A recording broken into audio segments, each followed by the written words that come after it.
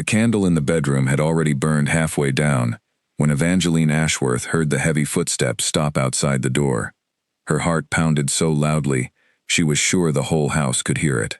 She sat on the edge of the large bed, her hands pressed together in her lap, her wedding gown replaced by a soft white nightgown that suddenly felt too thin, too exposed.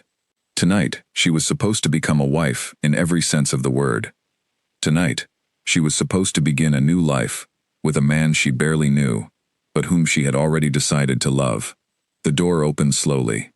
Duke Sebastian Greystone stood in the doorway, still dressed in his dark evening coat, his cravat loosened just slightly, as though he had spent the last hour pacing rather than preparing to join his bride. His face was unreadable, carved from the same cold stone as the walls of his ancestral home. He did not smile. He did not even look at her directly at first. Evangeline rose to her feet, smoothing the fabric of her nightgown, trying to appear calm even though her whole body trembled. "Your Grace," she said softly, using the formal title even now, because she did not yet feel she had earned the right to call him by his first name. "I was beginning to wonder if you would come at all." Sebastian closed the door behind him, but did not move closer. He stood near the entrance, his jaw tight, his eyes fixed on some point on the wall behind her, as if looking directly at her was more than he could bear. "I came," he said, his voice flat, "because I owed you at least that much courtesy, after the day you have had." She waited for him to say something more, something warmer, but the silence stretched on. Finally, she took a hesitant step toward him. "Sebastian," she said, testing the sound of his name for the first time, hoping that intimacy might soften whatever distance stood between them. "We are married now. Whatever this marriage was built on, whatever reasons brought us together, I want to try. I want us to have a real chance." His hands clenched at his sides. For one brief moment, something flickered across his face. Something that looked almost like pain, almost like longing, before it vanished completely, replaced again by that same unreadable coldness. "There will be no wedding night between us," he said abruptly. "Not tonight, not any night. This marriage will exist in name only, Lady Greystone.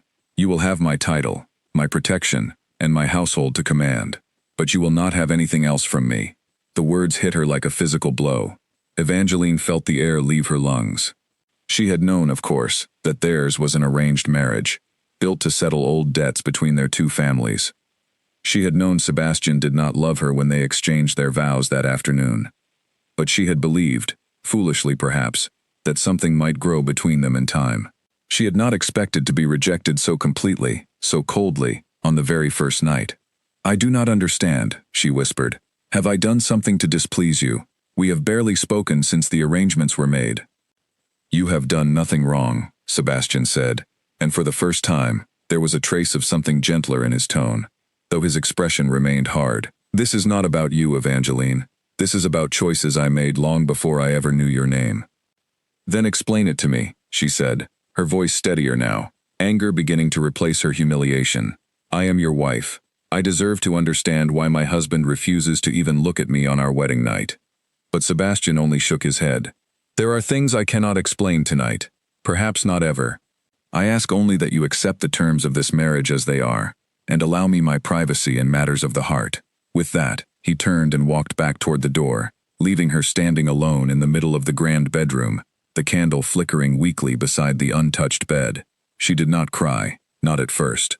She stood frozen, staring at the closed door, replaying his words over and over in her mind, searching for some clue, some hidden meaning, that might explain his sudden coldness. It was only when the candle finally sputtered out, plunging the room into darkness, that the tears came, silent and hot, rolling down her cheeks as she climbed into the enormous bed alone. Down the hall, in his private study, Sebastian poured himself a glass of brandy with an unsteady hand. He drank it quickly, then poured another, staring into the fireplace, as though the flames might offer some kind of answer to the question that haunted him even now, years after it should have stopped mattering. On the mantel above the fire sat a small portrait, tucked half behind a clock, of a woman with golden hair and a bright, mischievous smile. Lady Miranda Whitfield, the woman he had once loved with his whole heart, before she had broken it beyond what he believed could ever be repaired. He had told himself, when the marriage to Evangeline was first arranged, that he could manage it, that he could offer her comfort, respect, perhaps even friendship, without giving away the part of himself that Miranda had taken with her when she left. But standing in that bedroom tonight, looking at Evangeline's hopeful face, he had felt something crack inside his chest, something he was not ready to examine, and so he had done what he always did, when faced with feelings too large to control. He had run from them. The next morning arrived gray and quiet over the Greystone estate. Evangeline woke early, her eyes swollen from crying, but she forced herself to rise, to dress, and to face the household as though nothing unusual had happened. She would not give the servants reason to gossip, not on her very first full day as the Duchess of Greystone. Mrs. Hartley, the housekeeper, greeted her in the hallway with a warm smile and a curtsy. "Good morning, Your Grace. I trust you slept well." "Well enough," Evangeline lied smoothly, though the older woman's eyes lingered on her a moment longer than necessary, as if she suspected the truth. "Might you show me the household ledgers this morning? I would like to understand how things are managed here." "Of course, Your Grace, though I must say, it is a pleasure to see a mistress take such interest so soon." Evangeline offered a small smile in return, grateful for the distraction. If she could not have her husband's affection, she decided, she would at least make herself useful, make herself indispensable to this household, so that no one, least of all Sebastian, could say she had failed in her duties. She spent the morning walking through the vast estate with Mrs. Hartley, learning the names of the staff, the layout of the many rooms, the small details that made a house into a home. She met the cook, a cheerful woman named Mrs. Doyle, who promised to teach her some of the Duke's favorite dishes, though she added, almost as an afterthought, that His Grace rarely seemed to notice what he ate these days. She met the gardener, an elderly man named Mr. Whitcomb, who showed her the rose garden with obvious pride, explaining that the previous Duchess, Sebastian's mother, had planted it herself many years ago. Throughout the tour, Evangeline kept catching glimpses of Sebastian in the distance, always moving away from wherever she happened to be. He rode out early on his horse and did not return until well after luncheon. When their paths finally crossed in the long gallery that afternoon, he offered her a stiff, formal bow and a brief good afternoon, before continuing on his way, as though she were nothing more than a guest passing through his home, rather than his wife. That evening, dinner was a strained and silent affair. They sat at opposite ends of the long dining table, a footman standing rigidly by the door, the only sounds the clink of silverware against china and the ticking of the grandfather clock in the corner. Evangeline tried twice to start a conversation, asking about the estate's history, about his interests, but each time Sebastian answered in short, clipped sentences, before falling silent again. By the time dessert was served, she had given up entirely, eating in silence and counting the minutes until she could excuse herself. "You need not sit through this discomfort each evening," Sebastian said suddenly, breaking the long silence just as she was about to rise from the table. "If you prefer to take your meals separately, I will not object." Evangeline studied him for a long moment before answering. "No," she said firmly. "I will not hide away in my rooms as though I am ashamed of something. We are married, Sebastian. Whether you wish to acknowledge it fully or not, I intend to behave as your wife, even if you cannot bring yourself to behave as my husband." Something flickered in his eyes again, that same brief flash of emotion she had seen the night before, gone almost as quickly as it appeared. He said nothing more, only nodded once, before rising and leaving the room, his wineglass still half full on the table. Alone in the vast dining hall, Evangeline allowed herself a moment of quiet frustration, pressing her fingers against her temples. She thought of her mother's words before the wedding, spoken gently, as she helped her into her gown. "Marriage is often built slowly, my dear. Love does not always arrive on the first day.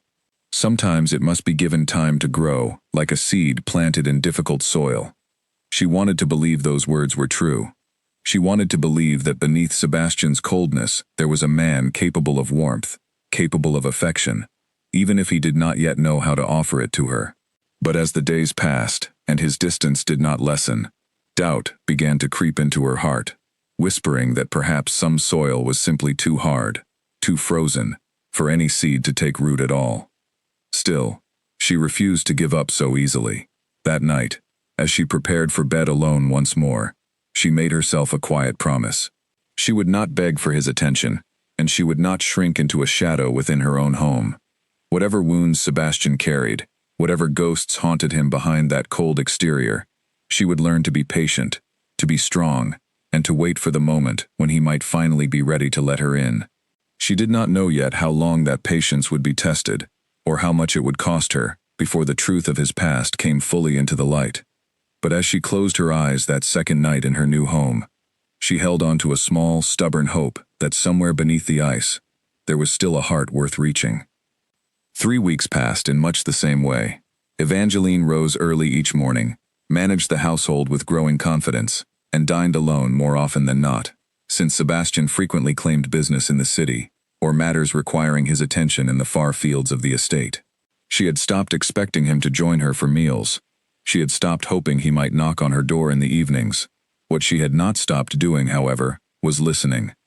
Servants talked, even when they believed no one of importance was near enough to hear.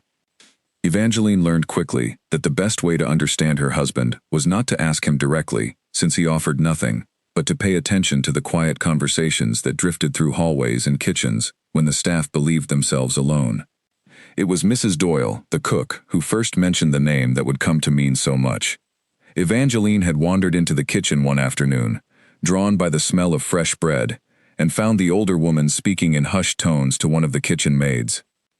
"Never been the same since Lady Whitfield left him standing at that garden party," Mrs. Doyle was saying, shaking her head sadly. "Poor young master, barely 23 years old, and his heart broken so completely in front of half of London society."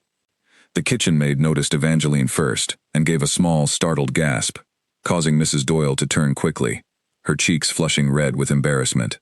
"Your Grace, forgive us, we did not hear you come in." "Please," Evangeline said gently, stepping further into the warm kitchen, "do not stop on my account. I would very much like to hear more, if you are willing to share it." Mrs. Doyle hesitated, clearly torn between loyalty to her master and sympathy for the young duchess who so clearly deserved to understand the man she had married. Finally, she gestured toward a small table in the corner and offered Evangeline a cup of tea, settling into the story, as though she had been waiting years for someone to ask. "It was some years back now, Your Grace, before you ever came to us. His Grace was courting a young lady named Miranda Whitfield, daughter of an old and respected family, though not nearly so wealthy as this one. Everyone believed a proposal was coming any day. His Grace adored her, truly adored her, in a way I had never seen him care for anyone before or since." "What happened?" Evangeline asked quietly, though some part of her already dreaded the answer. "She left him, Your Grace, right at a garden party held in her own family's honor, with half the county in attendance. She announced her engagement to another man, a wealthy earl who had been courting her in secret for months. His Grace found out standing in front of everyone, holding a ring he had brought to propose that very evening. He never spoke of it afterward, not once, but he was never the same young man again. He built walls around himself so high that none of us have managed to reach him since." Evangeline sat in silence for a long moment, absorbing the story, feeling something shift inside her chest. It was not forgiveness for Sebastian's coldness, not yet, but it was understanding, and understanding was a beginning. She thought of the portrait she had glimpsed once in his study, half hidden behind a clock, of a golden-haired woman with a bright smile. She had not known the name then, now she did. "Thank you for telling me," Evangeline said softly. "I know it was not your place to share such things, but I am grateful nonetheless." Mrs. Doyle patted her hand kindly. "You deserve to know the man you married, Your Grace, even the broken parts of him. Perhaps understanding him will help you find your way through, in time." That evening, Evangeline found herself watching Sebastian more closely than before, searching for signs of the wound Mrs. Doyle had described.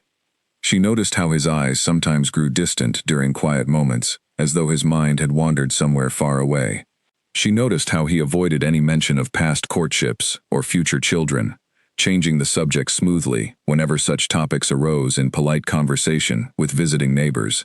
She noticed, too, how carefully he guarded his study, the one room in the house she had never been invited to enter. One rainy afternoon, curiosity finally overcame her caution. Sebastian had ridden out despite the weather, leaving the house quiet and empty, and Evangeline found herself standing outside the closed door of his study, her hand resting on the brass handle. She knew she should not intrude on his private space. She knew it was not her place. But something pulled her forward, some desperate need to understand the man she had married. And before she could stop herself, she pushed the door open and stepped inside. The room was dim, lit only by the gray light filtering through tall windows.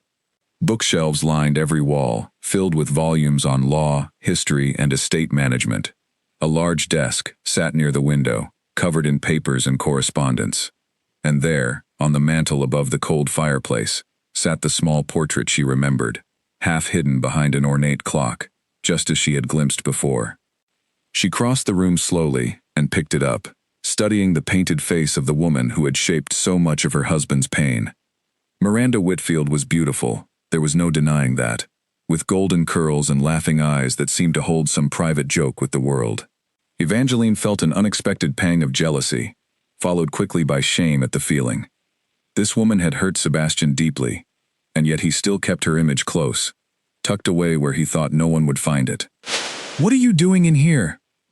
Evangeline spun around, nearly dropping the portrait, to find Sebastian standing in the doorway, rainwater still dripping from his coat, his expression a mixture of shock and something darker, something like betrayal. She had not heard him return. "I am sorry," she said quickly, setting the portrait back on the mantel with trembling hands. "I should not have come in here without your permission. I was curious, and I let that curiosity get the better of me." Sebastian stepped further into the room, his jaw tight, his eyes fixed on the portrait she had just replaced. "This room is private," he said, his voice low and controlled, in a way that somehow felt more dangerous than shouting would have. "I would ask that you respect that boundary going forward." "I understand," Evangeline said, lifting her chin despite the heat rising in her cheeks. "But I will not apologize for wanting to understand my own husband, Sebastian. You give me nothing. No conversation, no companionship, not even the simple courtesy of an explanation for why our marriage exists only on paper. Was I not entitled to seek answers wherever I might find them?" For a long moment, Sebastian said nothing, his eyes moving between Evangeline's determined face and the small portrait on the mantel. Something in his expression softened, just slightly, the anger draining away and leaving behind something closer to exhaustion. "Her name was Miranda," he said quietly, surprising her with the sudden admission. "We were to be married many years ago, before she chose another man instead." "I know," Evangeline said gently. "Mrs. Doyle told me the story. I am sorry, Sebastian, truly. That kind of betrayal must have cut very deep." "It did," he admitted, moving to sit heavily in the chair behind his desk, running a hand through his damp hair. "I have not spoken of it in years. I built this life, this house, this cold and careful existence, specifically so that I would never have to feel that kind of pain again. And then my family arranged this marriage, and suddenly, I found myself expected to open my heart once more, to a stranger no less, as though the wound had never existed at all." Evangeline moved closer, taking a seat in the chair across from his desk, her earlier anger softening into something more compassionate. "I am not asking you to love me overnight, Sebastian. I understand that trust is not something freely given after what you endured. But surely there is a difference between opening your heart completely and simply allowing your wife to exist within your life, as more than a stranger passing through your halls." Sebastian looked at her for a long moment, something unreadable passing behind his eyes. "You speak with more wisdom than I expected," he said finally, a faint, reluctant note of respect entering his voice. "Perhaps you are right. Perhaps I have been unfair, treating you as though you were the cause of wounds you had no part in creating." "Perhaps," Evangeline agreed, with the faintest hint of a smile, encouraged by this small crack in his armor. "I do not ask for grand declarations, Sebastian. I ask only for small kindnesses, a conversation at dinner, a walk through the gardens, the chance to know each other as people, before anything more is expected of either of us." Sebastian nodded slowly, and for the first time since their wedding day, Evangeline saw something that might have been the beginning of genuine consideration in his expression, rather than simple obligation. "Very well," he said. "Perhaps we might begin with dinner tomorrow evening. Together, and without the silence we have grown so accustomed to." It was not everything Evangeline had hoped for when she first arrived at Greystone Manor as a hopeful young bride. It was not the warm, loving marriage she had once imagined for herself. But it was a beginning, however small, and after weeks of cold silence, even the smallest beginning felt like a victory worth celebrating. As she left his study that afternoon, the rain still falling steadily outside the tall windows, Evangeline allowed herself, for the first time since her wedding night, to feel something close to hope. That hope, however fragile, would need to survive many more trials before it could grow into anything lasting. But for now, walking back through the quiet halls of her new home, Evangeline felt lighter than she had in weeks. She did not yet know that the woman in that portrait would soon return, to challenge everything she had begun to build, or that the road ahead would test her patience and her pride in ways she could not yet imagine. For tonight, she allowed herself simply to hope, and hope, she reminded herself, was often the first and most necessary step toward anything worth having. True to his word, Sebastian joined Evangeline for dinner the following evening, and to her quiet surprise, he continued to do so each night that followed. The conversations were slow at first, filled with careful, polite questions about her childhood, her family, her interests in music and books. But with each passing evening, the exchanges grew a little easier, a little longer, until entire dinners passed with genuine laughter shared between them, something Evangeline had not dared to hope for during those first lonely weeks. She learned that Sebastian had a sharp, dry wit hidden beneath his serious exterior, one that surfaced unexpectedly when he felt comfortable enough to let his guard down. She learned that he cared deeply for the tenants on his land, often riding out personally to check on struggling families, rather than sending stewards in his place. She learned that he had a genuine love of horses, and that the stables were the one place on the entire estate where he seemed truly at peace. One morning, nearly a month after their conversation in his study, Sebastian surprised her by appearing at the breakfast table before she had even finished her tea. "I thought," he said, somewhat awkwardly, as though unused to proposing such things, "that you might enjoy a ride through the eastern fields this morning. The weather promises to be fair, and there is a view from the hilltop I believe you would appreciate." Evangeline's heart lifted with surprised pleasure. "I would like that very much," she said, setting down her teacup, "though I confess my riding skills are modest at best. I hope you will not judge me too harshly if I struggle to keep pace with you." A faint smile touched his lips, the first genuine smile she had seen from him since their wedding day. "I will endeavor to be patient," he said, and something in his tone suggested he meant it as more than a simple pleasantry about horsemanship. The ride that morning became the first of many. Sebastian taught her to ride with greater confidence, his hand occasionally steadying hers on the reins, his patience surprising her each time. They rode together nearly every morning that the weather allowed, and slowly, gradually, Evangeline began to see glimpses of the man beneath the careful armor he wore, a man capable of warmth, of humor, of genuine kindness, when he allowed himself the freedom to show it. Word of the change in the young Duke and Duchess spread quickly through the surrounding countryside, as such things always did.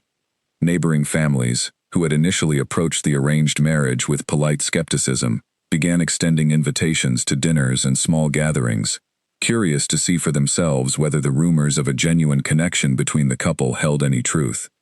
Evangeline found herself enjoying these outings more than she expected, watching with quiet satisfaction, as Sebastian, though still reserved among strangers, made visible efforts to include her in conversations, to defer to her opinions, to treat her, in public at least, as a wife he valued rather than a stranger he tolerated.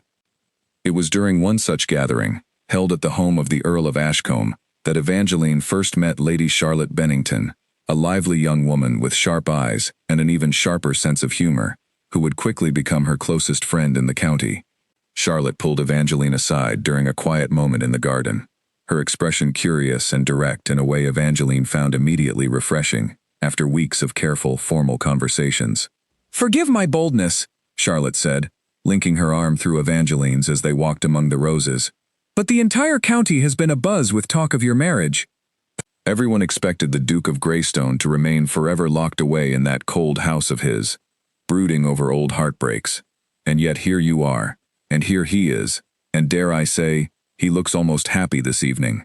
Evangeline laughed, surprised by the other woman's frankness. "I cannot claim credit for any transformation, Lady Charlotte. If anything, we are simply learning, slowly, how to be true partners to one another." "Please, call me Charlotte," the young woman insisted, waving away the formality. "And do not be so modest. I remember Sebastian Greystone before his heart was broken, you know. He used to be quite charming, believe it or not, before Miranda Whitfield made a fool of him in front of the entire county. It is good to see traces of that young man returning, even if only slowly. You knew him then? Evangeline asked, curious despite herself. Everyone knew everyone in those days, Charlotte said with a small shrug. It was a difficult thing to witness. Truly. He loved her so completely, and she cast him aside without a second thought, choosing wealth and title over genuine affection. I always believed she would come to regret it eventually, once the excitement of her grand marriage faded into ordinary life. Evangeline felt a small chill at these words, though she could not quite explain why. Is she still married, this Miranda Whitfield? Charlotte's expression grew thoughtful. Her husband, the Earl of Pemberton, passed away rather suddenly last winter, leaving her a very wealthy and very available widow. I have heard she intends to return to society soon, once her mourning period concludes. I only mention it because, well, small towns carry long memories, and I imagine her return might stir up feelings your husband has worked hard to bury. The warning settled uneasily in Evangeline's stomach, though she pushed the worry aside for the remainder of the evening, determined not to let fear of a woman she had never met overshadow the genuine progress she and Sebastian had made together. Still, Charlotte's words lingered in her mind, long after they returned home that night, a quiet unease that refused to fully disappear. Over the following weeks, Evangeline continued building her life at Greystone Manor, with renewed determination. She threw herself into managing the household with even greater care, learning every detail of the estate's operations, until even the most experienced servants began to seek her counsel on matters both large and small. She spent afternoons in the rose garden with old Mr. Whitcomb, learning the names and care requirements of every flower planted by Sebastian's late mother. She began, slowly, to feel less like a guest within these grand walls, and more like a woman who truly belonged. Her relationship with Sebastian continued its careful, gradual improvement as well. Their morning rides became a cherished ritual, filled with easy conversation and comfortable silences alike. He began seeking her opinion on estate matters, valuing her practical wisdom more than she had expected any husband might. Small gestures of thoughtfulness appeared with increasing frequency. A book he thought she might enjoy left on her nightstand, fresh flowers from the garden placed in her sitting room, a genuine inquiry after her well-being when she caught a slight cold during a particularly wet week. And yet, despite all this progress, a certain distance remained between them, an invisible boundary that Sebastian seemed unwilling or unable to cross.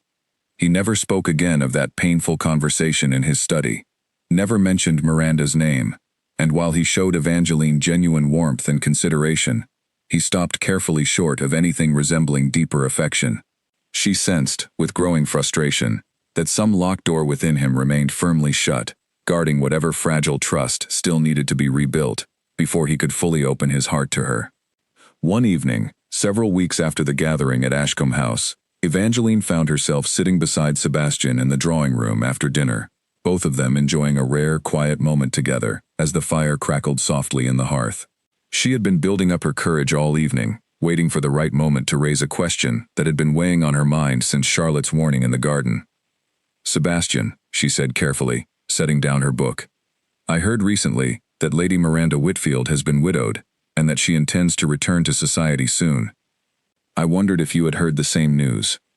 Sebastian's entire body went still, the easy warmth that had filled the room, only moments before vanishing instantly, replaced by something guarded and tense. "I had heard," he said finally, his voice carefully controlled. "Though I fail to see why it should concern either of us. I only wish to understand how you felt about it," Evangeline said gently, refusing to be deterred by his sudden coldness. "We have built something good together these past weeks, Sebastian, however slowly. I only want to ensure that her return does not undo the progress we have made." "Nothing will be undone," Sebastian said sharply, rising abruptly from his chair. "That chapter of my life is closed, Evangeline, and I have no intention of revisiting it, regardless of who returns to society, or under what circumstances. I would ask that we not speak of this matter again." Before she could respond, he had already crossed the room and left through the door, his footsteps echoing sharply down the hallway. Evangeline sat alone by the dying fire, staring into the flames, a familiar knot of worry tightening in her chest. She wanted desperately to believe his words, to trust that whatever remained of his feelings for Miranda had truly faded into nothing more than old, healed scars. but the sudden violence of his reaction, the way his entire demeanor had shifted at the mere mention of her name, suggested a wound far deeper and far less healed than he wished to admit. Later that night, unable to sleep, Evangeline rose from her bed and walked quietly through the darkened halls of the manor, drawn once more toward Sebastian's study. This time, the door stood slightly ajar, a faint light spilling out into the corridor. She peered inside cautiously and found Sebastian seated at his desk, not working, but simply staring into the empty fireplace, the small portrait of Miranda held loosely in his hand. She did not enter, did not announce her presence, but stood quietly in the shadows of the hallway, watching him with a heavy heart. Whatever progress they had made together, however genuine his growing affection for her seemed to be, it was clear now that the ghost of his past love had not been fully laid to rest. And as Evangeline turned quietly away, returning to her own lonely bedroom, she could not shake the growing fear that Miranda Whitfield's return to society would bring with it a storm neither she nor Sebastian was fully prepared to weather. The following days passed with a strange, uneasy tension hanging over the household. Sebastian returned to some of his old, distant habits, spending long hours away from the house on estate business that seemed, to Evangeline's careful eye, more excuse than necessity. Their morning rides became less frequent, their dinner conversations shorter and more guarded. It was as though the mere mention of Miranda's name had cracked open a door that Sebastian had spent years carefully sealing shut, and now he found himself scrambling to close it once more, even as the effort clearly cost him. Evangeline refused to retreat into the same silent suffering that had marked her first weeks at Greystone Manor. Instead, she continued reaching out, continued offering small kindnesses and patient understanding, determined not to let fear drive her backward into isolation. She reminded herself, again and again, of the genuine warmth she had witnessed in Sebastian during their weeks of growing closeness, holding on to that memory as proof that the man capable of such tenderness still existed beneath his renewed defenses. But even her considerable patience began to wear thin as the weeks passed, and Sebastian's distance showed no signs of easing. She began to wonder, with growing dread, whether the foundation they had built together was truly as solid as she had believed, or whether it had always been fragile enough to crumble at the mere whisper of his first love's return. The answer to that question, she suspected, would come soon enough, and she was not entirely certain her heart was prepared for what it might reveal. The invitation arrived on a bright Tuesday morning, delivered by a footman along with the rest of the household correspondence, and it was Evangeline who opened it first, unaware of the storm it would soon bring into her carefully rebuilt world. Lord and Lady Ashcombe were hosting a grand summer ball, the first major social event of the season, and every prominent family in the county had been invited, including, as Evangeline would soon learn, the newly returned Lady Miranda Pemberton, formerly Whitfield. She debated whether to mention the invitation to Sebastian at all, knowing how tense he had grown since their conversation weeks earlier, but hiding it seemed dishonest, and Evangeline had promised herself she would build her marriage on honesty, even when honesty proved difficult. She found him in the stables that afternoon, brushing down his favorite horse with the same careful attention he gave to everything he genuinely cared about. "An invitation arrived today," she said, watching his hands pause briefly on the horse's flank before continuing their steady rhythm. "From Lord and Lady Ashcombe, a summer ball, in 3 weeks' time. I understand it will be a rather grand affair." "I see," Sebastian said, his voice carefully neutral, though Evangeline noticed the slight tension in his shoulders. "And I suppose you wish to attend." "I would like to, yes," Evangeline said honestly, "though I understand if the timing feels difficult, given recent circumstances." Sebastian set down the brush and finally turned to face her, his expression a complicated mixture of resignation and something else, something almost like determination. "We will attend," he said firmly. "I will not allow old ghosts to dictate how I live my life, or how I treat my wife. If Miranda Pemberton has returned to society, she will find that I have moved forward without her, and I intend to prove that, if only to myself." Evangeline felt a small surge of hope at his words, encouraged by the resolve in his voice, though a quiet part of her heart could not help but wonder whether his determination was truly about moving forward, or simply about proving something to a woman who still held far too much power over his emotions. The weeks leading up to the ball passed with a strange mixture of anticipation and anxiety. Evangeline threw herself into preparations, working with the local seamstress to design a gown that would make her feel confident and beautiful, something in deep emerald green that complemented her dark hair and brought warmth to her complexion. She practiced her dancing with renewed dedication, determined to present herself well at what promised to be the most significant social event since her wedding. Sebastian, meanwhile, grew increasingly withdrawn as the date approached, though he made genuine efforts to hide it from her. Their morning rides resumed, but with a distracted quality that suggested his mind often wandered elsewhere. Their dinner conversations continued, but with careful topics chosen to avoid anything that might lead back to painful memories. Evangeline watched him carefully during these weeks, noting the small signs of internal struggle he tried so hard to conceal, and found herself torn between sympathy for his obvious pain and a growing frustration that a woman from his past could still hold such power over his present happiness. The night of the ball arrived with clear skies and a warm summer breeze drifting through the open windows of the Greystone carriage as they made their way toward Ashcombe House. Evangeline sat beside Sebastian in careful silence, both of them dressed in their finest evening attire, both of them privately preparing themselves for whatever the evening might bring. "You look beautiful," Sebastian said quietly, breaking the silence as the carriage rolled along the darkening country road. It was the first genuine compliment he had offered her in days, and Evangeline felt her heart lift despite her nervousness. "Thank you," she said softly, meeting his eyes in the dim carriage light. "Whatever happens tonight, Sebastian, I want you to know that I am proud to stand beside you as your wife."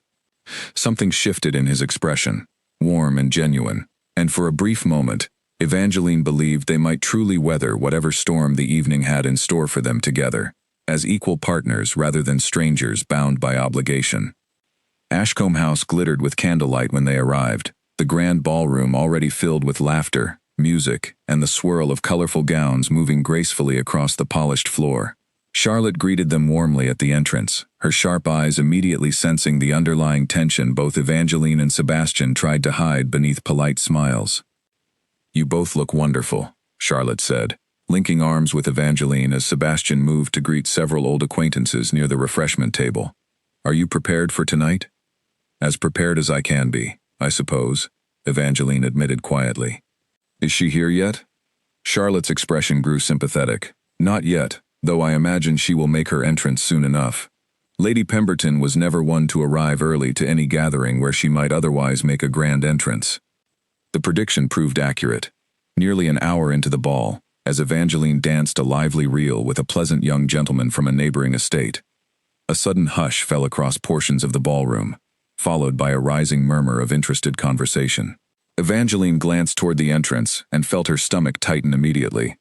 Lady Miranda Pemberton stood framed in the doorway, dressed in a stunning gown of deep sapphire blue that perfectly complemented her golden hair and fair complexion.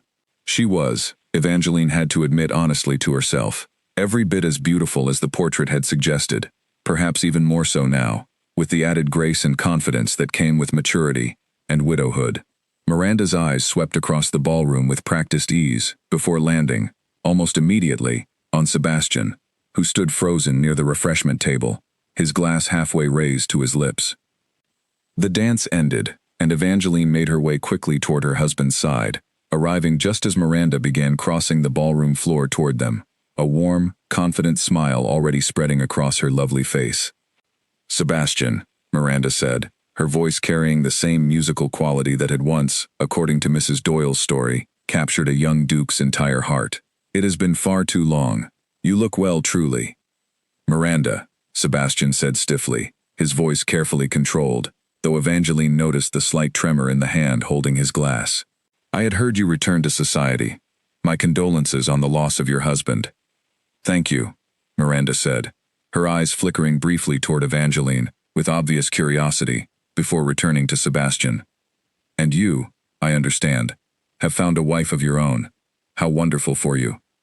The words were polite enough, but something in her tone carried an undercurrent that made Evangeline's skin prickle with unease. "Lady Pemberton," Evangeline said smoothly, extending her hand with practiced grace despite the churning in her stomach. "I am Evangeline, Duchess of Greystone. I have heard much about you." "All good things, I hope," Miranda said with a light laugh, though her eyes remained fixed appraisingly on Evangeline in a manner that felt less like friendly curiosity and more like careful assessment of a rival. "Only what my husband and his household have chosen to share," Evangeline replied evenly, refusing to be intimidated despite the racing of her heart. An awkward silence settled over the small group, broken only when the orchestra began a new waltz, its opening notes drifting across the ballroom. Miranda's eyes brightened immediately. "Oh, this was always my favorite piece. Sebastian, do you remember? We danced to this very waltz at the Camberley wedding, all those years ago."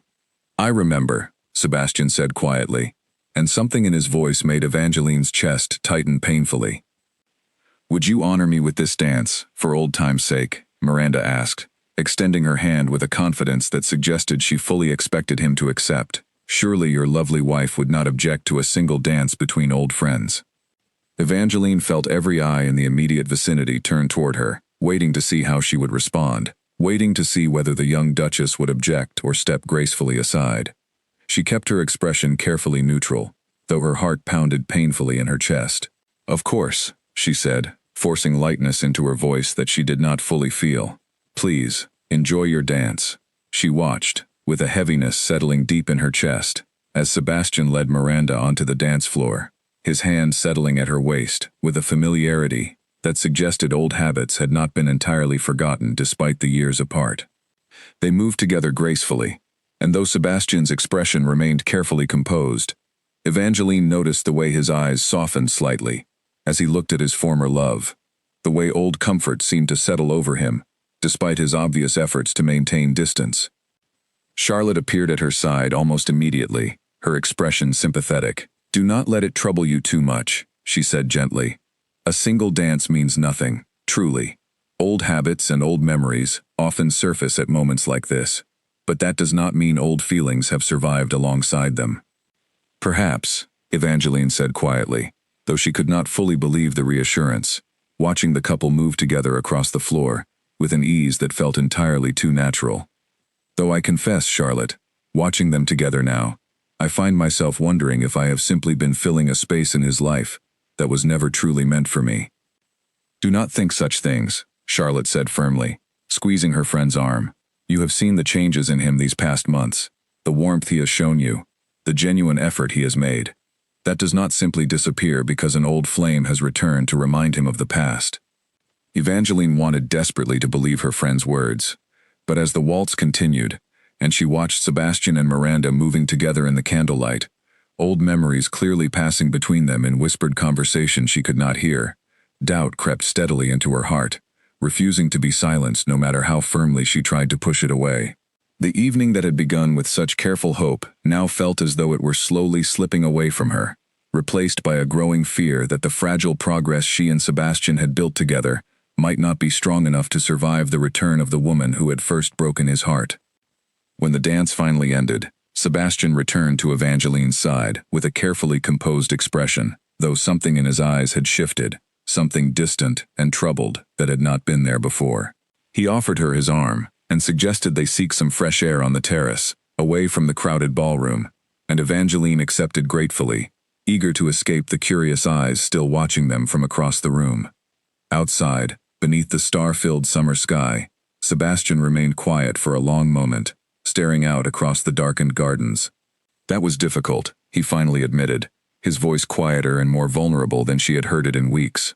Seeing her again, dancing with her again, it stirred up feelings I believed I had buried long ago. Evangeline's heart clenched painfully at his honesty, though she appreciated it nonetheless. "And have those feelings truly returned, Sebastian? I would rather know the truth now than continue building something that cannot withstand the weight of your past." Sebastian turned to face her fully, his expression conflicted. "I do not know," he admitted quietly. "I wish I could give you a simpler answer, Evangeline, but I find myself confused by emotions I thought I had long since conquered. I only ask for your patience, a little longer, while I work through whatever remains of those old wounds."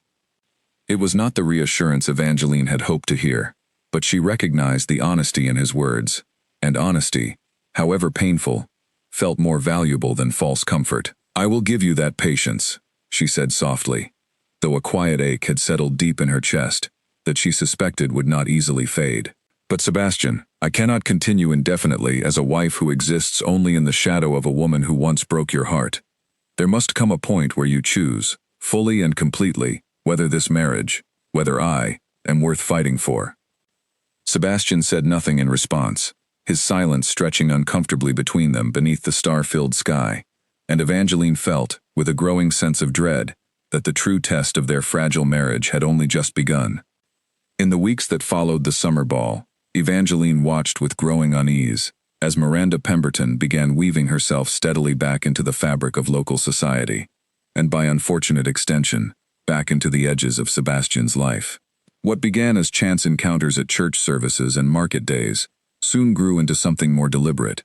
Miranda began appearing at the same social gatherings the Greystones attended, always dressed beautifully, always positioned conveniently close to wherever Sebastian happened to be standing, always ready with some shared memory or private joke that excluded Evangeline entirely from the conversation.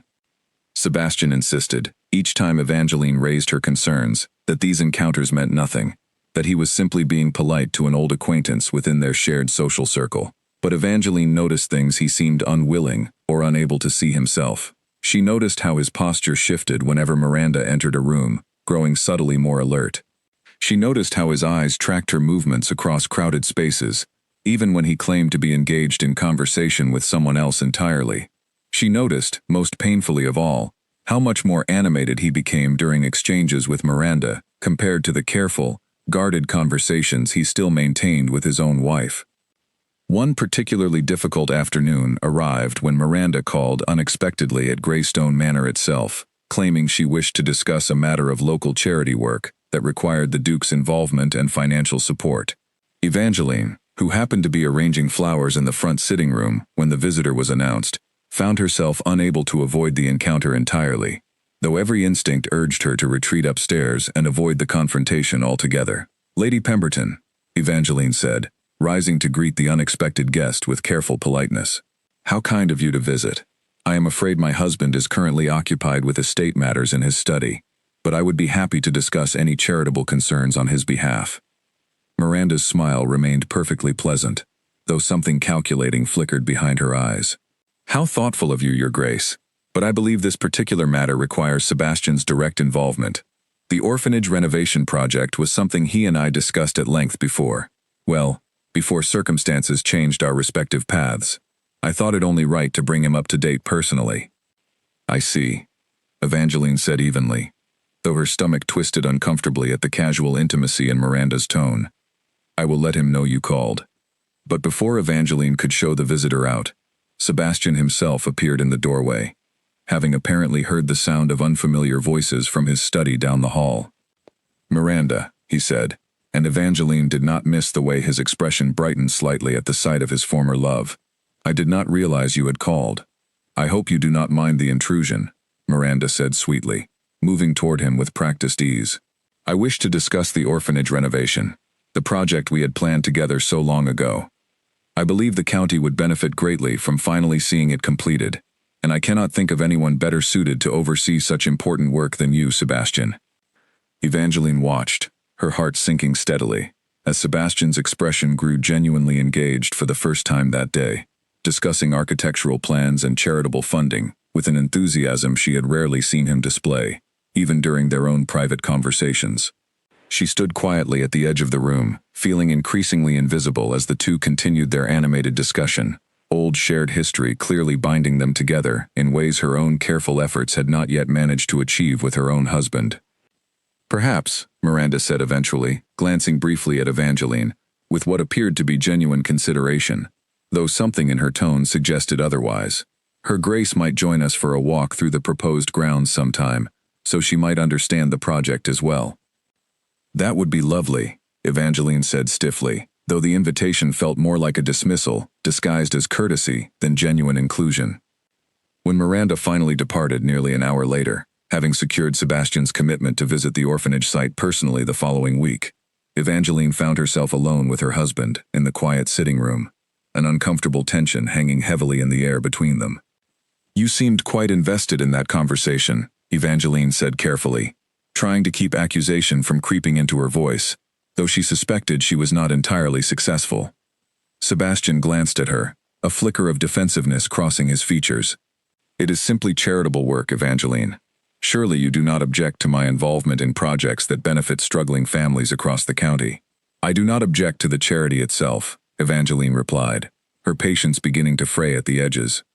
I object to the manner in which it seems to require exclusively your involvement, alongside Miranda Pemberton's, rather than any genuine effort to include your own wife, in matters that affect our shared standing within this community. You are reading too much into a simple conversation about charitable donations, Sebastian said, his tone growing sharper, more defensive than she had heard in weeks. Must everything become a source of conflict between us? I thought we had moved past such petty jealousies. The word petty struck Evangeline like a slap, and she felt her carefully maintained composure begin to crack. Petty, she repeated quietly, her voice trembling slightly with a mixture of hurt and growing anger. Is it petty, Sebastian, to notice that you speak with more warmth and enthusiasm to a woman who broke your heart years ago than you have ever managed to show your own wife? Is it petty to feel invisible in my own home, watching my husband light up in the presence of another woman, while barely offering me a genuine smile most evenings? Sebastian's expression tightened, something defensive and frustrated building behind his eyes. That is not fair, Evangeline. I have made genuine efforts these past months, efforts you yourself acknowledged and appreciated. Must one simple conversation about a shared charitable interest undo everything we have built together?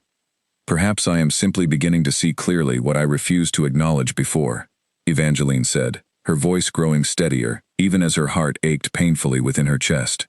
Perhaps the warmth I believed we were building together was never truly meant for me at all, but was simply the natural warmth of your character finally beginning to resurface, warmth that has always belonged, first and foremost, to her.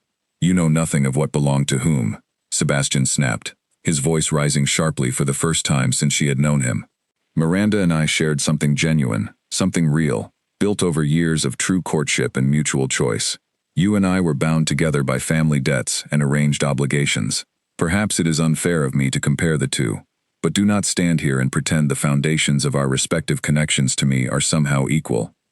The words hung heavy and cruel in the air between them, and Evangeline felt something inside her chest break cleanly in two.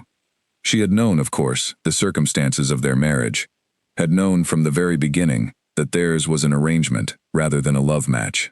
But hearing Sebastian speak the truth so plainly, so dismissively, comparing what little they had built together so unfavorably against his memories of a woman who had ultimately betrayed him, cut far deeper than she had believed possible. I see, Evangeline said finally, her voice quiet but steady, years of careful composure hardening into something more resolute. Thank you for finally speaking honestly, Sebastian. I confess I had begun to believe, foolishly it seems, that genuine affection might grow between us, despite our arranged beginning. I understand now that I was mistaken. Sebastian's expression shifted immediately, regret flickering across his features as the weight of his own harsh words seemed to finally register. Evangeline, I did not mean. Please do not, Evangeline said, raising her hand slightly to stop him, her composure finally beginning to crack despite her best efforts. I would rather sit with an honest wound than a comfortable lie, Sebastian. You have made your feelings quite clear, and I thank you for the clarity, however painful it may be. She turned and walked from the room before he could offer any further explanation, retreating to her private chambers with steady, measured steps, despite the tears already threatening to spill down her cheeks. Once safely behind her closed door, she allowed herself finally to break down completely, sobbing quietly into her pillow, as months of carefully maintained hope crumbled entirely around her. Sebastian remained in the sitting room long after she had gone, staring at the empty doorway with a growing sense of horror at his own cruel words. He had not meant what he said, not truly, not in the way it had sounded when spoken aloud in anger and defensiveness. But he recognized, with sinking dread, that intention mattered little once words had already been spoken, already lodged themselves like blades into another person's heart. He thought of writing after her immediately, of apologizing, of trying somehow to undo the damage his careless anger had caused. But some stubborn, wounded part of himself, still raw from Miranda's earlier visit and the confused feelings it had stirred within him, kept him rooted in place, telling himself that perhaps a little distance would allow both their tempers to cool before any real conversation could take place. That decision, born of pride and confusion rather than genuine consideration, would prove to be a costly mistake. Over the following days, Sebastian made only half-hearted attempts to bridge the growing chasm between them, offering brief, awkward apologies that Evangeline accepted with polite but distant grace, never quite allowing the warmth of their earlier connection to fully return. He told himself she simply needed time, that her hurt feelings would eventually fade, as they always seemed to before. He did not yet understand that something fundamental had shifted within his wife during that painful confrontation, that her patience, stretched thin over months of careful effort and quiet hope, had finally reached its absolute limit. Evangeline spent those difficult days in careful, quiet contemplation, weighing her options with a clarity that surprised even herself. She thought of her mother's words before the wedding, about love needing time to grow in difficult soil. She had given that soil every ounce of patience and effort she possessed, had watered it faithfully with hope and understanding, despite countless setbacks and disappointments.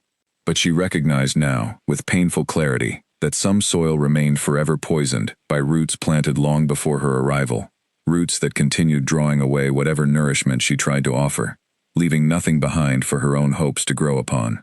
She would not, she decided finally, continue living as a shadow within her own marriage, forever measured against a woman whose betrayal had somehow left her more valued in her husband's memory than Evangeline's genuine, ongoing devotion managed to achieve in reality. She deserved better than existing as a poor substitute for someone else's lost love. She deserved a husband capable of choosing her fully, completely, without constant comparison to ghosts from his past.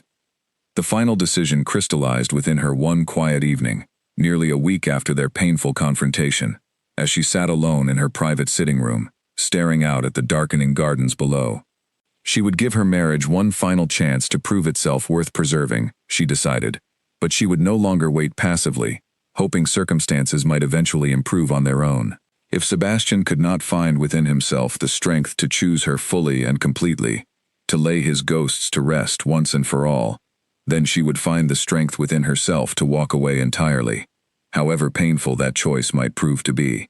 She had given enough of herself already, to a marriage that seemed determined to leave her perpetually in second place. She would not sacrifice her own dignity and happiness indefinitely, waiting for a transformation that showed increasingly little sign of ever fully arriving. The final straw arrived on an otherwise unremarkable Thursday morning, nearly 2 weeks after the painful argument that had left such deep cracks in the fragile foundation of their marriage. Sebastian had ridden out early, as promised, to visit the orphanage renovation site alongside Miranda, a commitment he had made weeks earlier and felt honor-bound to fulfill despite the growing tension it caused within his own household.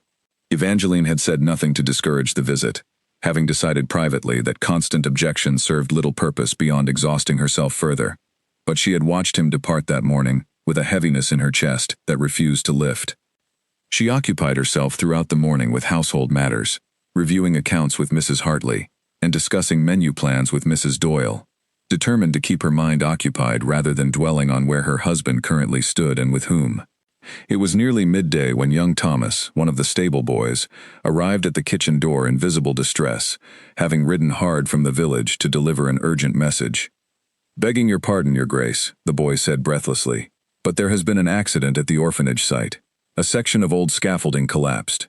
His Grace was struck and knocked unconscious, though the physician says his injuries appear minor. He is being cared for at the site presently."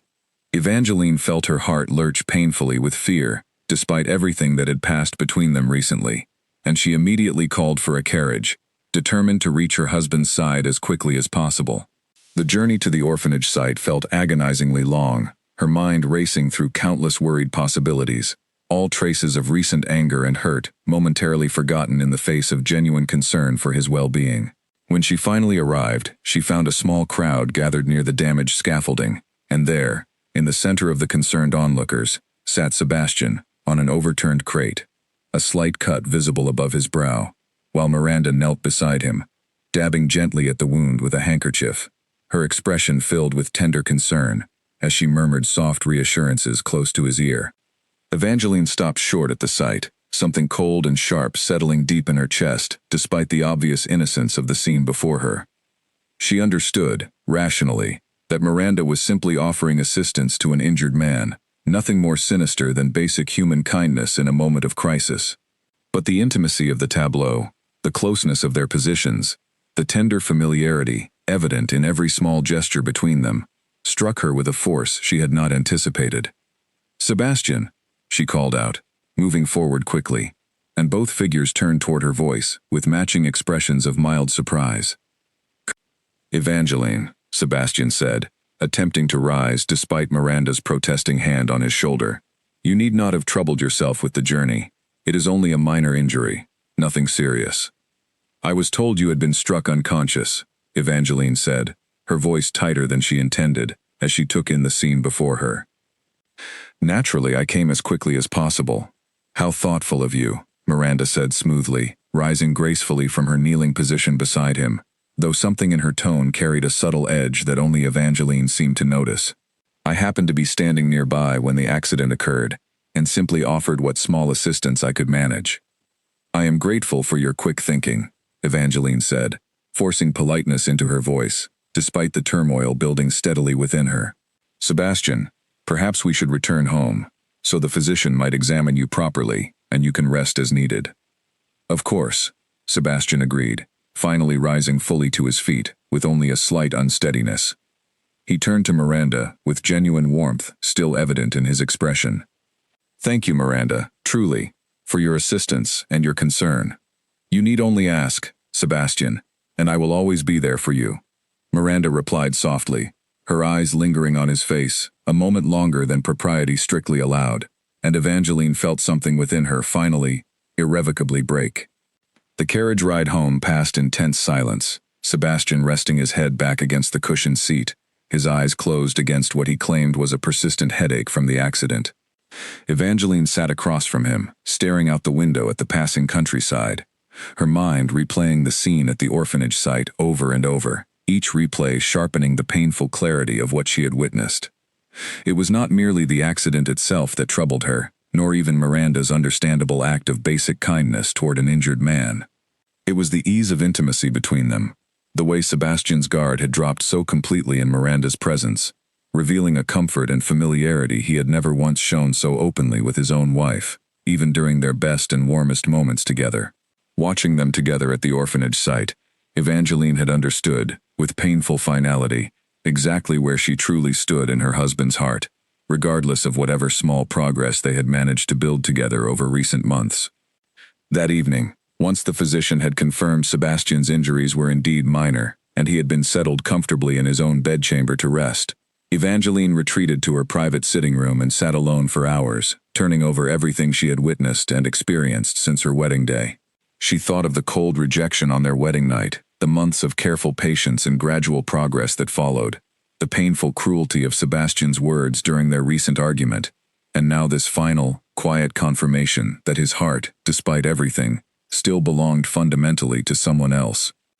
She thought, too, of her own worth, of the dignity and self-respect she had slowly begun sacrificing piece by piece, in her desperate hope of winning genuine affection from a man who seemed determined to hold his heart forever out of reach. She had given this marriage every reasonable chance to succeed, had shown patience and understanding far beyond what many women in her position might have offered. But patience, she recognized now with painful clarity, could not substitute for genuine choice. And Sebastian, despite every opportunity presented to him, had not yet truly chosen her, not in the way she deserved to be chosen. By the time dawn broke the following morning, Evangeline had made her decision. She rose early, before Sebastian typically woke, and began quietly packing her belongings with steady, deliberate movements, her earlier tears having given way to a calm, resolute determination that surprised even herself. She would not stage some dramatic confrontation, would not demand explanations or apologies she suspected would ultimately ring hollow. She would simply remove herself from a situation that continued causing her genuine harm, returning to her family's countryside estate until Sebastian either proved himself capable of genuine change, or until she accepted that no such change would ever truly arrive. She penned a careful letter, choosing her words thoughtfully, despite the emotional turmoil still churning within her, determined to leave with dignity rather than bitterness, however difficult that balance proved to achieve. "Sebastian," the letter began, "I write this not out of anger, though I confess a great deal of hurt remains within me, but out of genuine necessity for my own well-being and self-respect. I have given this marriage every effort I possess these past months, hoping sincerely that genuine affection might eventually grow between us despite our arranged beginning. I believed, for a time, that such growth was truly occurring. I understand now that I was mistaken in that hope, at least for the present moment. I do not blame you entirely for the wounds Miranda's betrayal left upon your heart. Such pain runs deep, and healing from it was never going to be simple or quick. But I cannot continue existing within a marriage where I am perpetually measured against a woman who ultimately chose to leave you, while I have remained faithfully by your side, despite countless disappointments along the way. I deserve a husband capable of choosing me fully and completely, without constant comparison to ghosts from his past, and until you find within yourself the capacity to offer that choice genuinely, I cannot in good conscience remain here, watching my own heart slowly diminish in pursuit of affection that continues to elude me. I have returned to my family's estate, where I will remain for the foreseeable future. Should you find, in time, that you are ready to choose our marriage fully and completely, without reservation or lingering attachment to your past, you know where to find me. Until then, I wish you well, Sebastian, truly. And I hope you eventually find the peace you have been searching for, whether that peace includes me or not. Evangeline. She left the letter on his desk in the study, propped carefully against the small portrait of Miranda that still sat upon the mantel, a final, silent statement she hoped he would understand without need for further explanation. Then she gathered her packed belongings, informed Mrs. Hartley of her temporary departure with careful, measured composure, and climbed into a waiting carriage bound for her family's countryside home, leaving Greystone Manor behind, without a single backward glance. Sebastian did not wake until nearly midday, his head still aching from the previous day's injury, and it was several hours more before he finally made his way to his study, intending to review some estate correspondence, before joining his wife for what he hoped might be a quiet, healing dinner together. Instead, he found the room silent and empty, sunlight streaming through the tall windows onto his desk, where a folded letter sat propped against the small portrait he had kept hidden for so many years. He read her words slowly, at first with confusion, then with a growing horror that settled like ice water through his veins. He read the letter a second time, then a third, searching desperately for some hint that her departure might be temporary, some small reassurance that this separation would not become permanent. But the careful, measured finality of her words offered no such comfort, only a clear and painful truth he had somehow managed to avoid confronting until this very moment.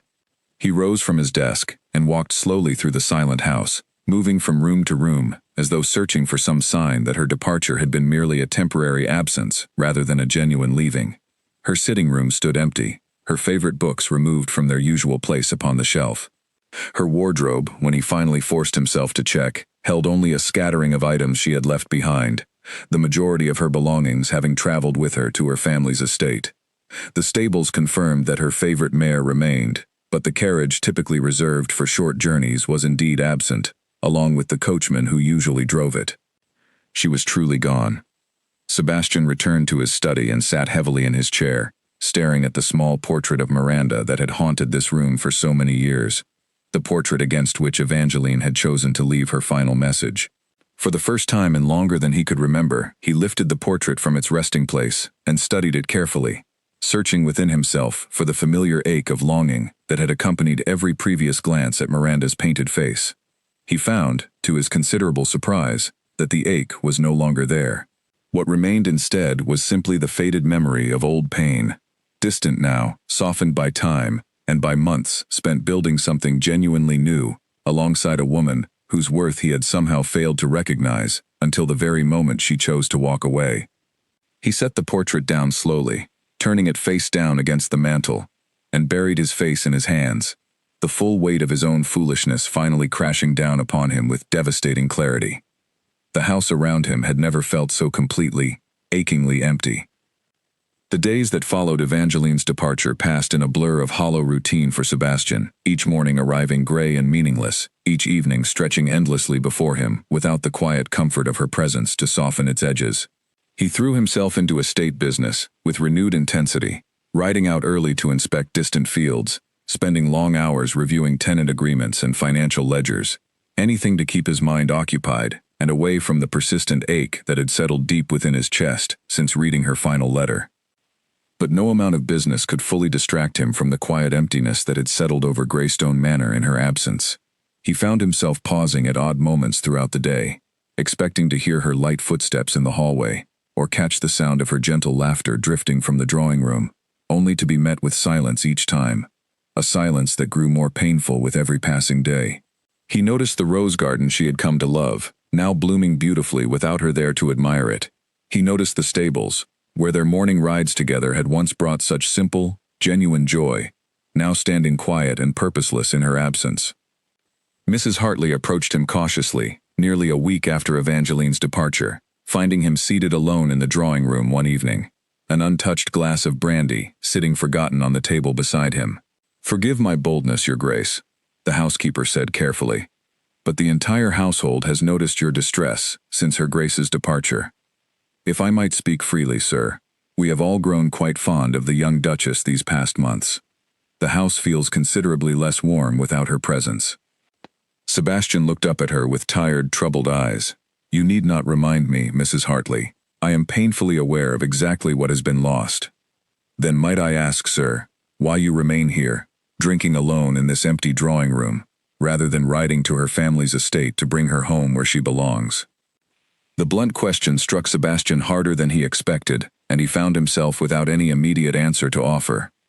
Why indeed had he remained here these past days, wallowing in his own regret, rather than taking action to correct the mistakes that had driven Evangeline away in the first place? Some part of him, he recognized with growing shame, had been paralyzed by uncertainty, unsure whether he even deserved a second chance after the cruel words he had spoken, and the careless neglect he had shown throughout their difficult marriage. "I fear she may not wish to see me," he admitted quietly, more to himself than to the housekeeper standing patiently before him. "I have given her little reason to believe I am capable of the change she deserves to see in me." Mrs. Hartley's expression softened with genuine sympathy, though her words remained firm. "Your Grace, if I may be so bold, the young Duchess did not leave this house because she stopped caring for you. She left because she cared for you deeply, and could no longer bear watching herself diminish in pursuit of affection you seemed unwilling to fully offer. That is a very different thing from a woman who no longer wishes to see her husband at all.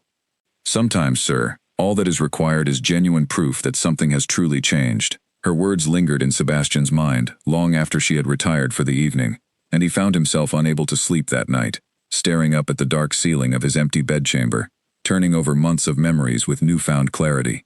He thought of Evangeline's patient kindness during those first difficult weeks of their marriage, when he had offered her nothing but cold silence in return. He thought of her genuine curiosity and warmth during their morning rides together, the easy laughter they had shared over quiet dinners, the practical wisdom she had brought to managing his household and estate.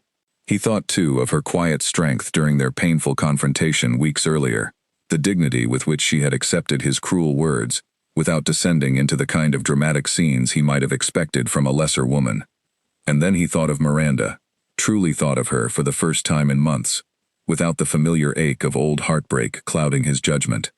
He remembered, with sudden startling clarity, the calculating quality that had lurked beneath her charming exterior since her return to society, the way she seemed to appear conveniently, wherever he happened to be, the subtle manner in which she had positioned herself close beside him during the orphanage accident, playing the role of concerned old friend, while making no genuine effort to include his wife in their interactions.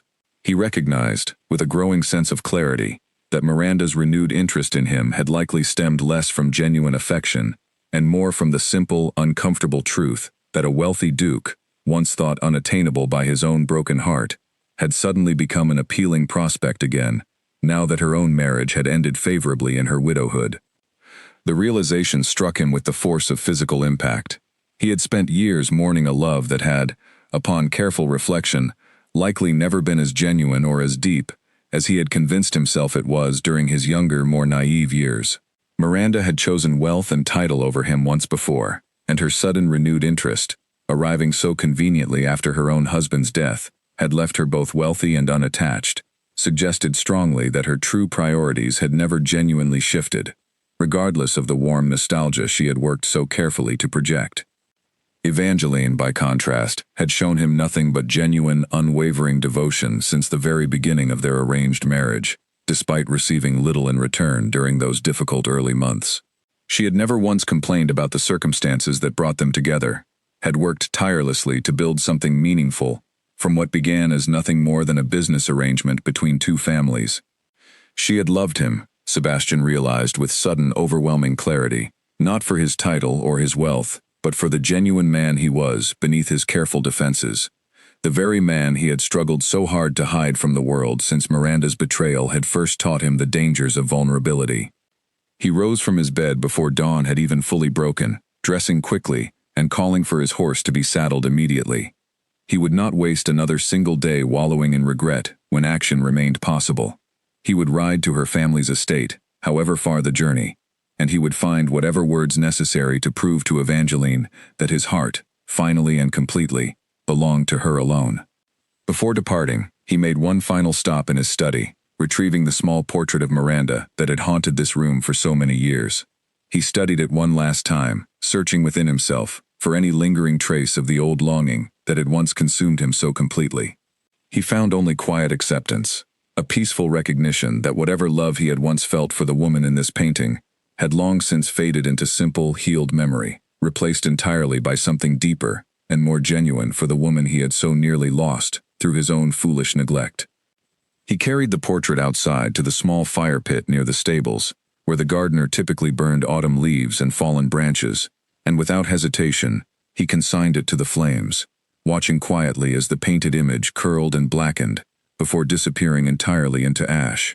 It was not an act of anger or bitterness toward Miranda herself, but rather a deliberate, symbolic closing of a chapter that had remained open for far too long, a final acknowledgement that his heart had moved forward, whether he had been ready to admit it or not. As the portrait burned, Sebastian felt something within himself settle into place, a clarity of purpose he had not experienced in years. He mounted his horse and set out immediately for Evangeline's family estate, the morning sun rising steadily over the countryside as he rode, each mile bringing him closer to the woman who had somehow, through months of patient devotion, managed to heal wounds he had believed permanently beyond repair. The journey took the better part of the day, and by the time Sebastian finally arrived at the modest but comfortable Ashworth estate, exhaustion had settled deep into his bones, though determination kept him moving steadily forward. Evangeline's father, Lord Ashworth, greeted him at the door with obvious surprise and no small amount of wariness, having clearly heard some version of events from his daughter since her return home. "Your Grace," Lord Ashworth said carefully, his tone polite but guarded. "I confess I did not expect to see you here." "Lord Ashworth," Sebastian replied, forcing steadiness into his voice, despite the anxious pounding of his heart.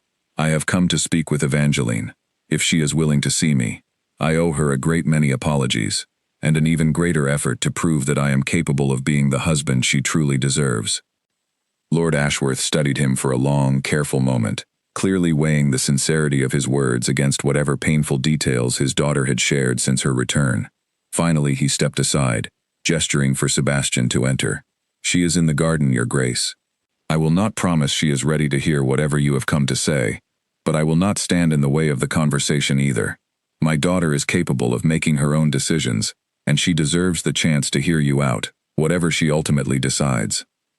Sebastian thanked him quietly and made his way through the modest but welcoming house toward the back gardens, his heart pounding, with a mixture of hope and fear, unlike anything he had experienced since those long ago, painful days following Miranda's betrayal. But this fear felt different somehow, driven not by wounded pride or old heartbreak, but by the genuine possibility of losing something he had only just begun to fully understand and appreciate. As he approached the garden gate, he caught sight of Evangeline seated on a small bench beneath a flowering tree, her dark hair catching the late afternoon sunlight, and he found himself pausing for a long moment, simply taking in the sight of her, allowing himself to fully feel the depth of what he stood to lose if his words that day proved insufficient to mend what his own foolishness had broken.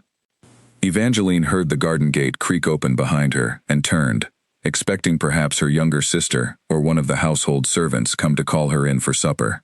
Instead, she found herself staring at Sebastian, dusty and travel-worn from his long ride, standing uncertainly at the entrance to her family's garden, with an expression she had never before seen upon his face, something raw and vulnerable, that stripped away every careful defense he had maintained throughout their difficult marriage. Sebastian, she said softly, rising slowly from the bench, her heart beginning to race, despite her best efforts to remain composed. I did not expect you to come. I know, he said, moving closer, but stopping a respectful distance away, as though unsure whether he had earned the right to approach any nearer. I would not have blamed you for believing I might never come at all, given how poorly I have treated the precious gift of your devotion these past months. Evangeline said nothing, waiting, her expression carefully guarded despite the hope she could not quite fully suppress at the sight of him standing there, having traveled such a distance simply to find her. I have been a fool, Evangeline, Sebastian continued, his voice growing steadier as he found his courage. A fool who spent years mourning a love that was never truly worth the grief I gave it, while failing entirely to recognize the genuine, extraordinary woman who had been offering me real devotion all along. I have treated you unforgivably since our wedding night, hiding behind old wounds rather than embracing the healing you offered so freely, comparing you unfavorably to a woman who never deserved even a fraction of the loyalty and patience you have shown me. Sebastian, she began, but he shook his head gently, asking silently for the chance to finish what he had traveled so far to say. Please, let me finish, before my courage fails me entirely. After you left, I could not sleep, could not eat, could not focus on any task without my mind returning constantly to memories of you, to the sound of your laughter during our morning rides, to the warmth of your presence at meals I had once endured in cold silence before you arrived to fill this house with genuine life. I realized, far too late, that somewhere during these past months, my heart had quietly, completely shifted its allegiance from the ghost of a woman who never truly loved me, to the very real, very present woman who had been earning my genuine devotion all along, if only I had possessed the courage to recognize and embrace it. Tears began gathering in Evangeline's eyes, despite her efforts to maintain composure, and Sebastian took this as encouragement to close the remaining distance between them, though he stopped just short of touching her, waiting for some sign that such closeness remained welcome. I burned Miranda's portrait before I left, he continued quietly, not out of anger toward her, though I recognize now that her recent attention toward me was likely motivated by considerably less noble intentions than simple nostalgic friendship. I burned it because I finally understood that my heart had moved forward, whether I had been brave enough to admit it or not, and that portrait no longer represented anything worth holding on to.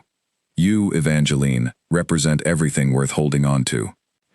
Your patience, your strength, your genuine kindness, even when I offered you so little in return, these are the qualities I should have recognized and treasured from the very beginning of our marriage, rather than taking so painfully long to finally understand their true value. Sebastian, Evangeline said, her voice trembling slightly with emotion, how can I be certain this change is genuine and lasting, rather than simply a temporary reaction to my departure? I cannot return to Greystone Manor only to watch these same patterns repeat themselves the next time some reminder of your past resurfaces.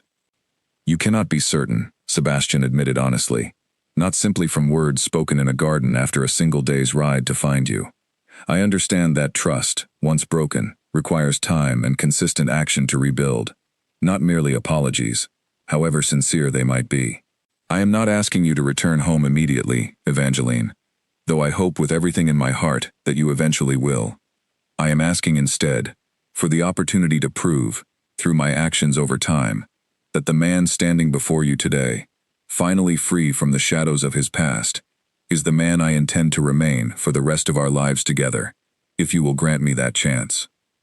Evangeline studied his face carefully, searching for any trace of the old defensiveness or careful distance that had characterized so much of their difficult marriage, and found instead something she had never quite seen from him before, a genuine openness and vulnerability that suggested real transformation, rather than simple desperate pleading born of loneliness. I loved you, you know, she said quietly, the words slipping free before she had fully decided to speak them. Despite everything, despite the cold rejection on our wedding night, despite watching you dance with another woman while I stood aside pretending indifference, despite your cruel words comparing our marriage so unfavorably against your memories of her.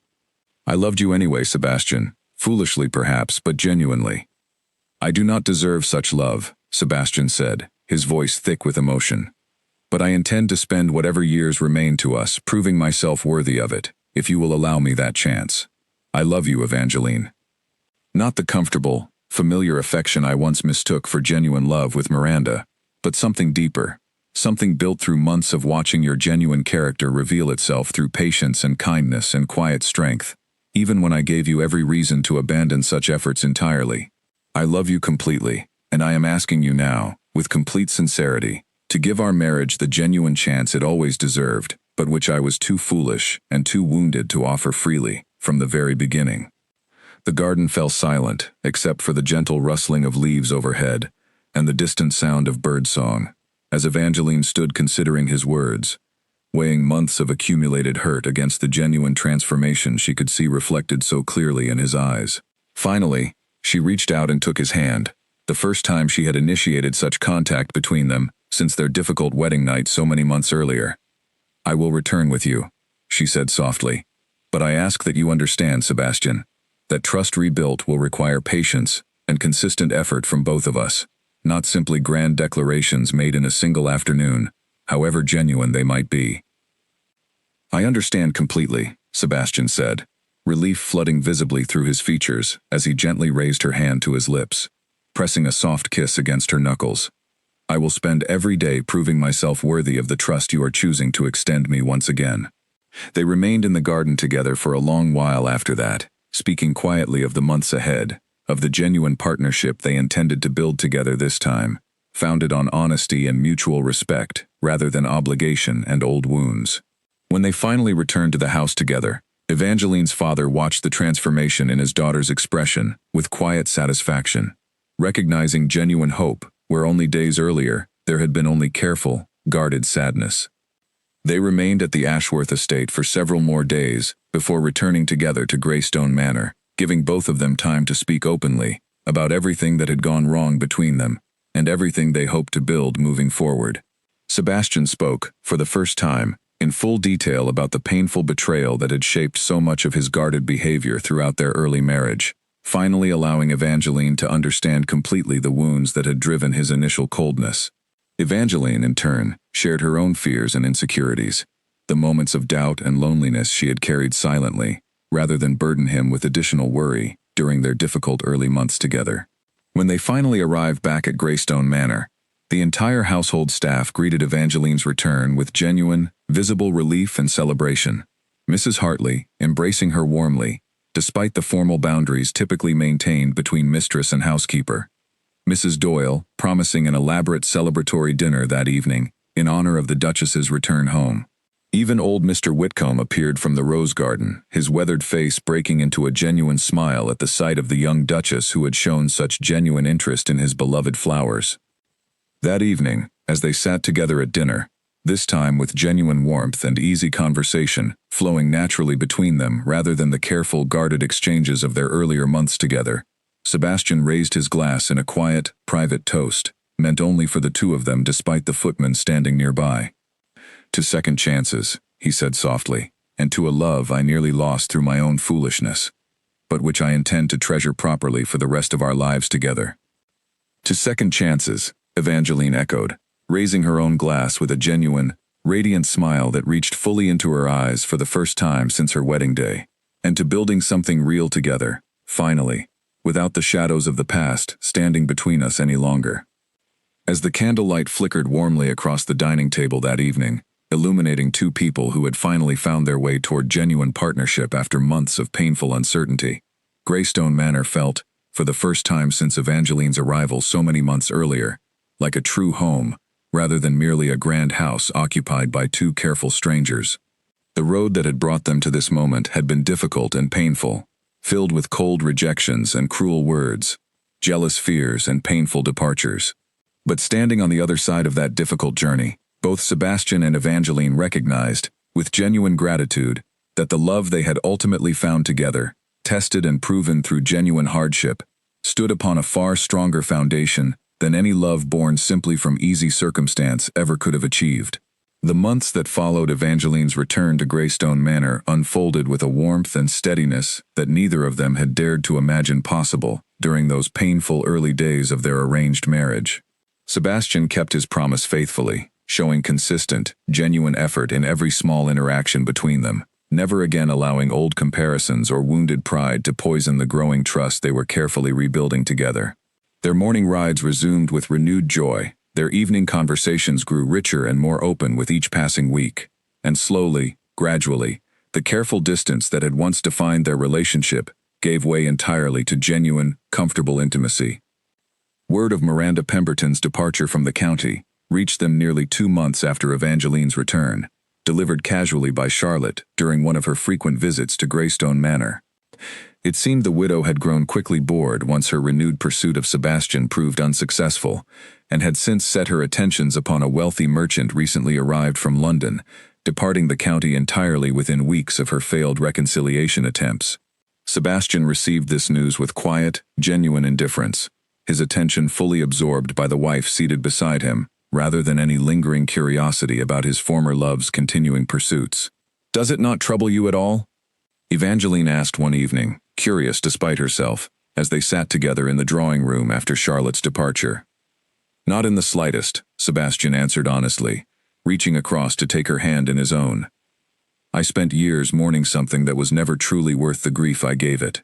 I have no interest in wasting another single moment on thoughts of Miranda Pemberton, not when my genuine happiness sits right here beside me each evening." As autumn gave way to winter, and winter eventually softened into the gentle warmth of early spring, their marriage continued deepening, in ways that surprised and delighted them both. Sebastian began including Evangeline fully in estate decisions, valuing her practical wisdom and careful judgment on matters both large and small. Evangeline, in turn, found herself genuinely cherished, in ways she had once believed impossible, watched over with a tenderness and consideration that had been entirely absent during those difficult first months of their marriage. Their first genuine test as a truly united couple arrived unexpectedly one spring morning, when word reached Greystone Manor that severe flooding had damaged several tenant farms along the eastern edge of the estate, threatening the livelihoods of numerous families who depended entirely upon their land for survival. In earlier months, Sebastian might have handled such a crisis alone, retreating into cold, efficient management while excluding Evangeline entirely from the decision-making process. Instead, he sought her counsel immediately, and together they rode out to assess the damage personally, working side by side throughout the following weeks to coordinate repairs, arrange temporary housing for displaced families, and ensure adequate provisions reached everyone affected by the disaster. Evangeline proved invaluable during this difficult period. Her natural talent for organization, and her genuine compassion for the affected families bringing comfort and practical assistance that the tenants deeply appreciated. She organized donation efforts among the wealthier families in the county, coordinated with local physicians to ensure proper medical care reached anyone injured during the flooding, and personally visited numerous families to offer reassurance and support during their difficult recovery. Sebastian watched her handle these responsibilities with growing pride and admiration, recognizing more clearly with each passing day exactly how fortunate he truly was to have won back the genuine devotion of such a remarkable woman. "You handle crisis with such natural grace," he told her one evening, as they finally rested after weeks of exhausting relief efforts, the worst of the flooding damage now safely behind them. "I confess I do not know how I managed matters of this scale before you arrived to share this burden alongside me." "We make a good team, I think," Evangeline replied, leaning comfortably against his shoulder as they sat together, watching the sunset from their favorite spot in the rose garden. "Perhaps that has been the missing piece all along, Sebastian. Not simply affection alone, but genuine partnership, built on mutual respect and shared purpose." "I believe you are entirely correct," Sebastian agreed, pressing a gentle kiss against her hair. "And I intend to spend every remaining day of our marriage nurturing exactly that kind of partnership between us, rather than ever again retreating into the cold isolation that so nearly cost me everything worth having." As the flooding crisis eased and normal life gradually resumed across the estate, their relationship continued flourishing in ways that brought genuine joy to everyone who witnessed the transformation. From the household staff, who had watched their painful early struggles with quiet sympathy, to the neighboring families, who had once viewed their arranged marriage with polite skepticism. Charlotte remarked often, with obvious delight, that she had never seen Sebastian appear so genuinely content, his old guarded coldness having given way entirely to warm, easy laughter and visible affection whenever Evangeline stood beside him. Nearly a year after that painful confrontation which had once driven Evangeline from her own home, she discovered she was expecting their first child, news that filled both of them with overwhelming joy and renewed appreciation for the genuine love they had ultimately built together against such difficult odds. Sebastian's devotion during the following months proved even more tender than Evangeline could have imagined, his careful attention to her comfort and well-being reflecting exactly the kind of genuine partnership she had once feared might never truly exist between them. Their daughter arrived on a bright morning in early winter, healthy and strong, with her father's dark eyes and her mother's warm, easy smile. Sebastian held his newborn daughter for the first time, with tears openly streaming down his face, overwhelmed by love and gratitude for the family he had so nearly lost through his own earlier foolishness. Evangeline watched him with quiet joy, remembering the cold, distant man who had rejected her so completely on their wedding night, and marveling at the genuine transformation that patience, honesty, and mutual commitment had ultimately achieved between them. "She is perfect," Sebastian whispered, gazing down at his sleeping daughter with wonder evident in every line of his face. "Just as her mother is perfect, and just as this family we have built together is perfect, despite everything that once stood so painfully in our way. We built this together," Evangeline reminded him gently, reaching out to rest her hand against his cheek. "Through every difficult challenge, every painful mistake, every moment of doubt and fear, we found our way forward together. That is what I am most proud of, Sebastian, more than any single moment of happiness we have shared. We chose each other, fully and completely, even after everything that once threatened to tear us apart." Years later, when their daughter had grown old enough to ask about how her parents first fell in love, Sebastian and Evangeline would share their story honestly, including the painful early months of coldness and misunderstanding, the difficult departure that had nearly ended their marriage before it truly began, and the genuine transformation that ultimately brought them together in lasting, authentic love. They wanted their daughter to understand that genuine love was not always simple or easy, that sometimes it required patience, honesty, and the courage to fight for something worth preserving, even when circumstances made such effort feel nearly impossible. Greystone Manor, once a cold and silent house filled with careful distance and unspoken pain, had transformed completely into a genuine home, filled now with warmth, laughter, and the joyful sounds of a growing family, building their life together with authentic devotion.